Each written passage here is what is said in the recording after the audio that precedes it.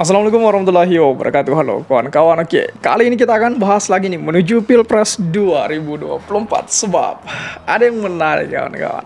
Ya, ada yang mungkin bertanya statement berulang. Kemudian prestasinya Pak Anies itu apa? Kemudian Jakarta amburadul, hancur katanya. Kemudian omongan doang, bacot, ngedabrus katanya. Nggak bisa kerja, cuma kata-kata, janjinya mana? Itu yang kemudian kita akan jawab di video kali ini kawan-kawan.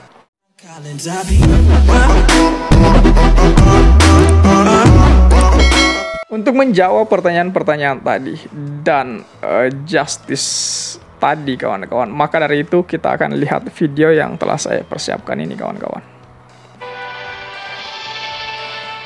Lalu bagaimana dengan pencapaian Gubernur Anies Baswedan? Pertama kita ke 5 tahun sudah berlalu, yaitu jaminan kesehatan warga Jakarta ternyata sudah diperhatikan dengan sedemikian rupa oleh Anies Baswedan.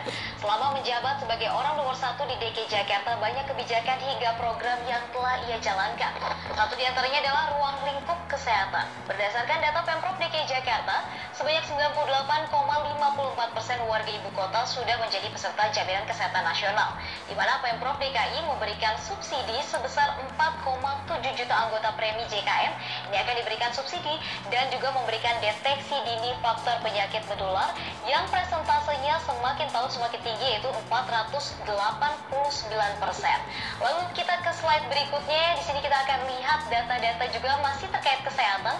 Selain dari Dinkes DKI Jakarta, ini juga memberikan 4 layanan gratis jaminan kesehatan tambahan, diantaranya jaminan darah bebas HIV dan juga hepatitis, kemudian jaminan layanan ambulans gawat darurat, jaminan layanan kesehatan korban kekerasan, dan juga terakhir jaminan pemeriksaan kesehatan untuk tokoh agama, pengemudi jaklingko, dan juga orang yang membutuhkan. Kita lihat atau beranjak ke ruang lingkup pendidikan di sini. Di bawah kepemimpinan Anies Baswedan, akses pendidikan di DKI Jakarta atau di ibu kota ini dibuat merata, di mana kartu pintar atau Jakarta Pintar Plus telah menyasar 800.000 peserta didik dengan jumlah uang bantuan yang diberikan sebesar 200 sampai 450.000 per siswa per bulannya. Data pun menunjukkan 100% penerima KJP Plus terdaftar sebagai peserta didik, sehingga dana yang disalurkan sudah tepat sasaran.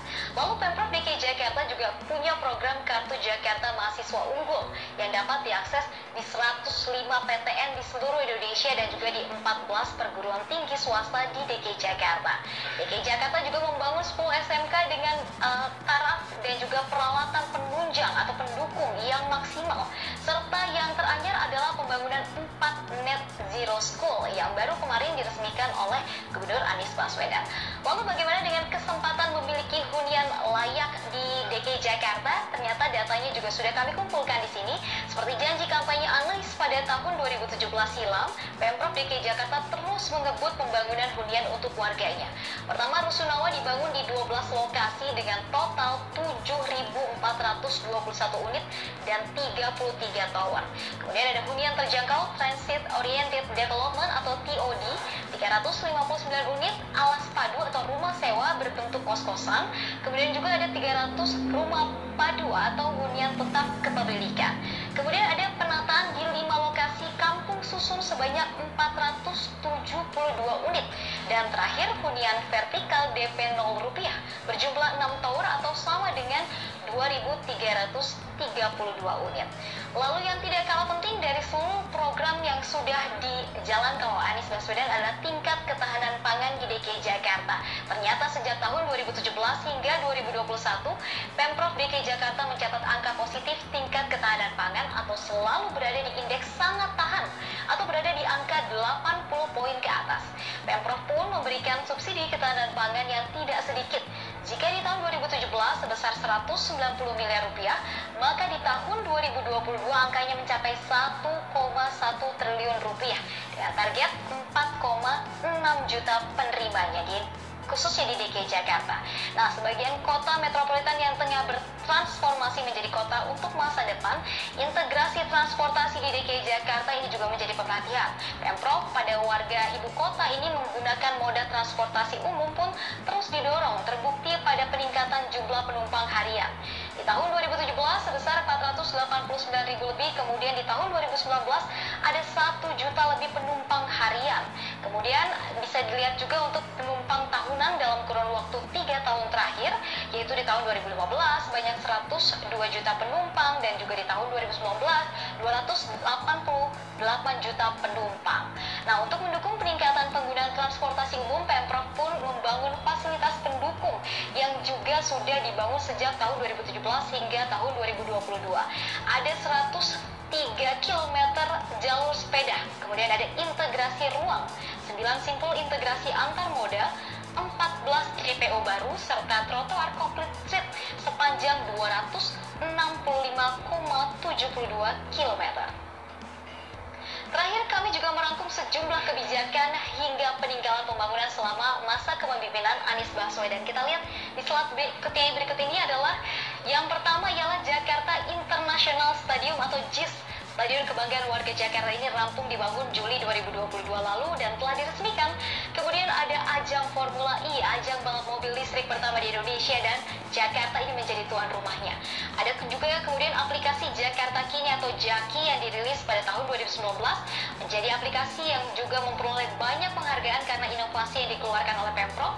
Kemudian integrasi transportasi menjadikan transportasi di Jakarta dapat dimanfaatkan lebih besar lagi dengan tarif integrasi sebesar Rp10.000 hingga pembangunan integrasi transportasi moda yang ada di ibu kota. Kemudian mengintegrasikan atau juga menggratiskan PBB rumah di bawah Rp2 miliar.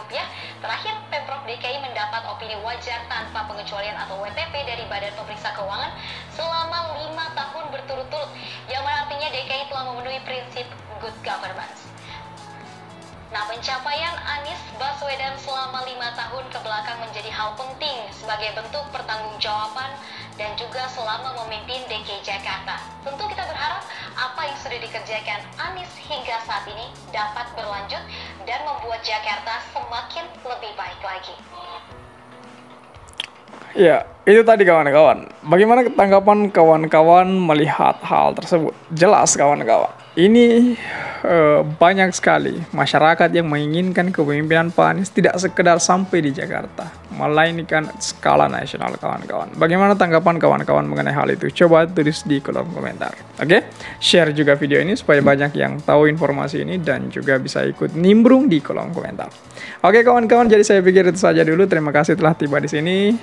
Jangan lupa subscribe dan wassalamualaikum warahmatullahi wabarakatuh.